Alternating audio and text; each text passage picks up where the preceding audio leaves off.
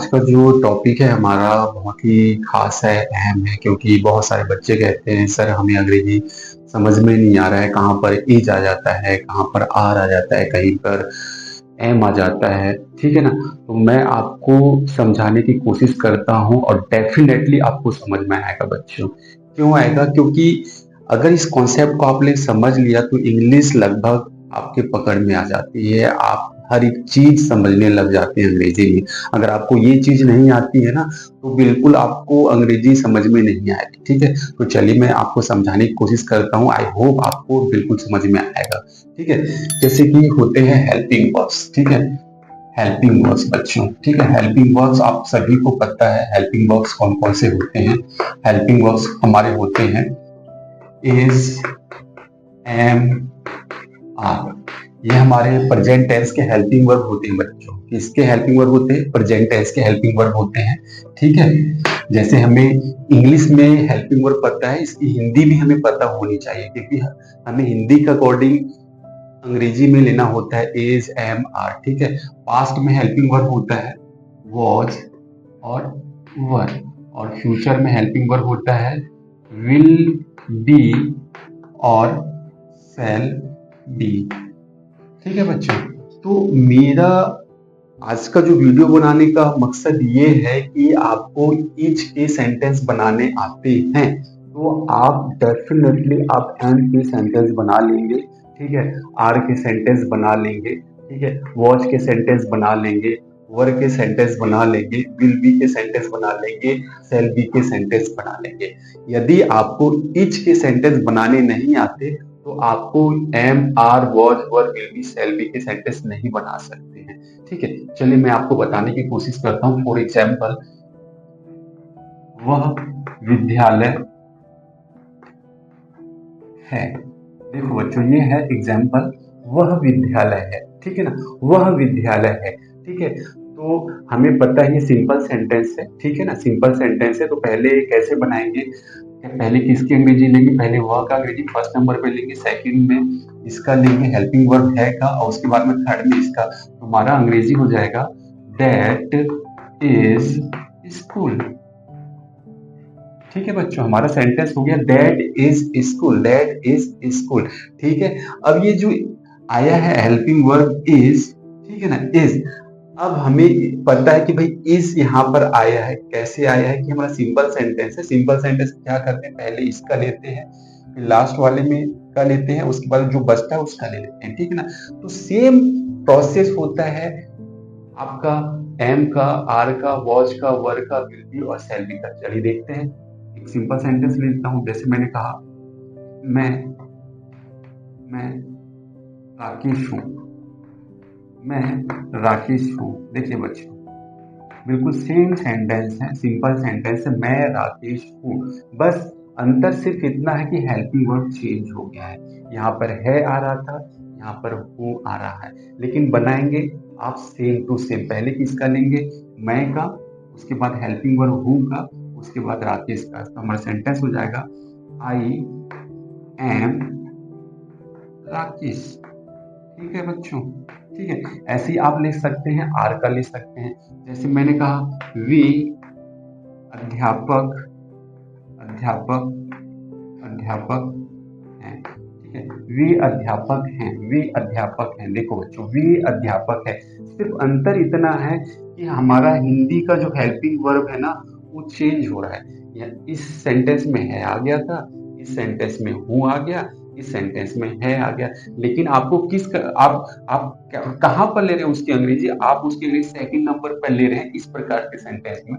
मैं simple sentence की बात कर रहा हूँ। नेगेटिव सेंटेंस में भी वही करना है, इंट्रोगेटिव में भी वही करना है। जहां पर इज आता है वहां पर आप क्या कर रहे हैं? एम लगाएंगे, आर लगाएंगे। चलिए इसका सेंटेंस बनाते हैं। वी का अंग्रेजी हो जाएगा दी,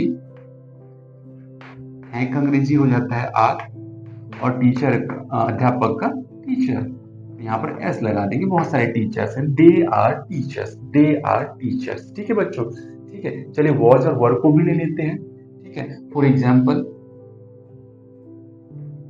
वह अध्यापक था, वह अध्यापक था। ठीक है बच्चों, वह अध्यापक था। तो देखिए वह अध्यापक था, यहाँ पर हेल्पिंग वर्ब हमने अब चेंज कर दिया, था कर दिया, तो उसका जो अंग्रेजी रहेगा वॉज जो रहेगा उसको कौन से नंबर पे लेंगे, सेकंड सेंटेंस में लेंगे। तो वह का अंग्रेजी ही हो गया, था का अंग्रेजी वॉज हो गया, अध्यापक अंग्रेजी टीचर हो गया। ठीक है बच्चों, ठीक है। नेक्स्ट एग्जांपल में हम वर्ब को भी ले सकते हैं, चलिए देख लेते हैं उसको भी। वे अध्यापक थे, वे अध्यापक, वे अध्यापक थे, वे अध्यापक थे। वे का अंग्रेजी दे, थे का अंग्रेजी वर, और अध्यापक अंग्रेजी टीचर। टीचर एक नहीं है, टीचर बहुत सारे हैं, तो दे वर टीचर्स, दे वर टीचर्स। ठीक है बच्चों, तो देखिए ट्राई टू अंडरस्टैंड बच्चों, मैं बताने की कोशिश क्या कर रहा हूँ कि अगर आप इच का यूज, इच के सेंटेंस बनाने आते हैं तो आप डेफिनेटली आप इन सभी का अंग्रेजी आप बना सकते हैं। आप एम का भी यूज कर सकते हैं, आर का भी यूज कर सकते हैं, वॉच का, वर का, विल बी और सेल बी। ठीक है ना। तो चलिए विल का, विल बी का भी ले लेते हैं एग्जाम्पल। फॉर एग्जाम्पल, मैं डॉक्टर बनूंगा, मैं डॉक्टर बनूंगा। देखिए मैं डॉक्टर बनूंगा, तो इसमें भी वही है। ठीक है ना। इच कौन से नंबर पे आ रहा है, सेकंड नंबर पे। एम कौन से नंबर पे आ रहा है, सेकंड नंबर पे। आर कौन से नंबर पे आ रहा है, सेकंड नंबर में। वॉच किस में, सेकंड में। थी, वर्क किस में, सेकंड नंबर में। तो यहाँ विल भी और सेल भी कहाँ पर आएगा, सेकंड नंबर में ही आएगा। ठीक है ना। तो क्या हो जाएगा सेंटेंस, मैं कर लीजिए आई, और आई के साथ में आता है सेल बी। ठीक है बच्चों, किस पे आता है, सेल भी आता है। हमेशा ध्यान रखिएगा सेल भी जो आएगा आई वी के साथ में आएगा सेल भी, और बाकी सभी के साथ में विल भी आएगा। तो इसलिए आई है तो आई के साथ में हमने सेल भी लिया, और इसके बाद में डॉक्टर, देख सकते हैं बच्चों। ठीक है ना।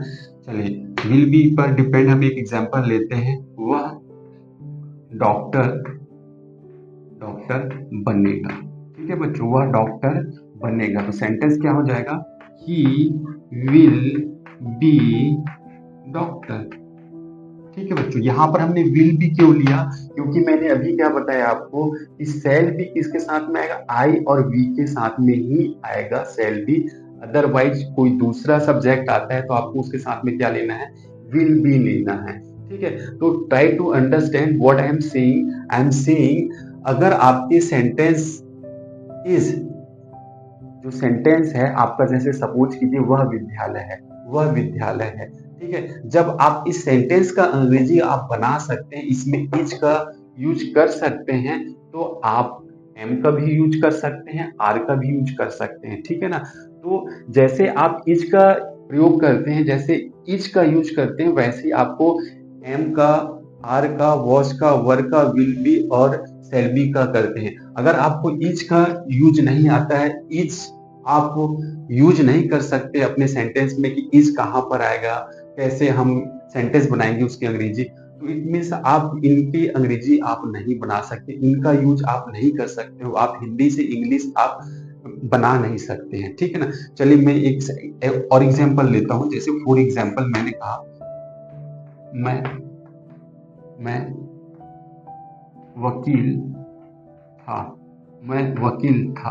ठीक है। देखिए मैं वकील था, तो यहाँ पर आप था की जगह यहाँ पर है भी कर सकते हैं, मैं बनूंगा ऐसे भी कर सकते हैं, लेकिन आपका हेल्पिंग वर्ब क्या रहेगा, सेकंड नंबर में ही आएगा, क्योंकि आपका कौन सा सेंटेंस है, ये सिंपल सेंटेंस है। ठीक है ना, सिंपल सेंटेंस है। चलिए इसी सेंटेंस को मैं नेगेटिव में कर देता हूं, मैं वकील नहीं बनूंगा, मैं वकील नहीं बनूंगा, या मैं वकील नहीं हूं। चलिए ऐसा कर लेते हैं। ठीक है ना। मैं वकील नहीं हूं, मैं वकील नहीं हूं। ध्यान से समझिएगा, मैं आपको समझाने की कोशिश कर रहा हूं कि कुछ नहीं है, अब कुछ नहीं है सेंटेंस में, बस थोड़ा सा समझने का खेल है यहाँ पर।